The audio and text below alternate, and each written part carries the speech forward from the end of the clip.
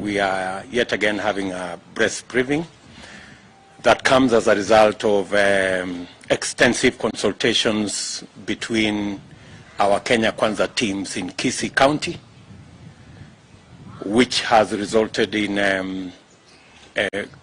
consolidation and realignment of our candidates so that we can face our competitors in a much more efficient and effective way. I want to congratulate our teams in Kisii County who have tirelessly worked to ensure that we have seamless working relationship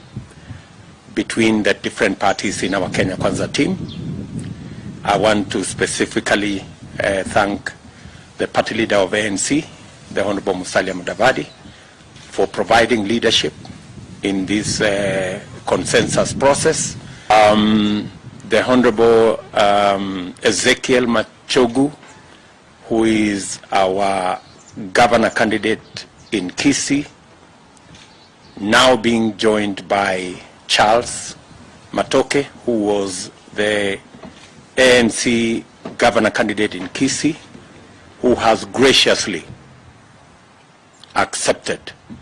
to support Ezekiel Machogu for the gubernatorial seat in Kisii County. I take this opportunity to thank Charles Matoke for his gracious gesture and for agreeing to build the Kisii team by ceding ground this time round and bidding his time so that he can work on consolidating his base for him to pursue his political career in the near future. I also want to thank Joel Nyambane, who is here with us, who has been a candidate for senator in Kisii County, again for ceding ground so that we can have the candidature of Joash Mahangi, the current deputy governor in Kisii County, to now run for Senate in the Kenya Kwanza team in Kisii County. Again, Joel Nyambane is a resourceful young person who has built extensive networks in Kisii, has run a very efficient campaign in Kisii, but acknowledging that we need to build a team that will give us the victory that we are looking for in Kisii County, he has agreed to postpone his candidature to a future date. These two young people will form part of our presidential campaign.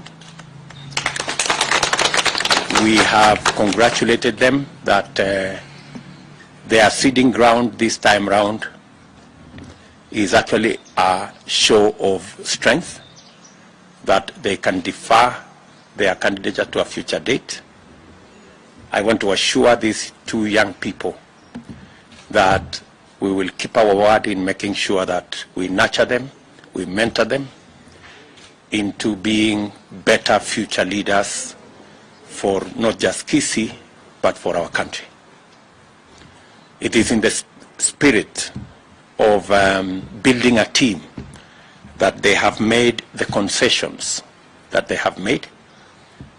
Our Kisii team is now stronger, more focused, and will be much more efficient in executing our campaigns on the ground. We have other positions that are still outstanding for nominations at the county, at the constituency, and the ward level.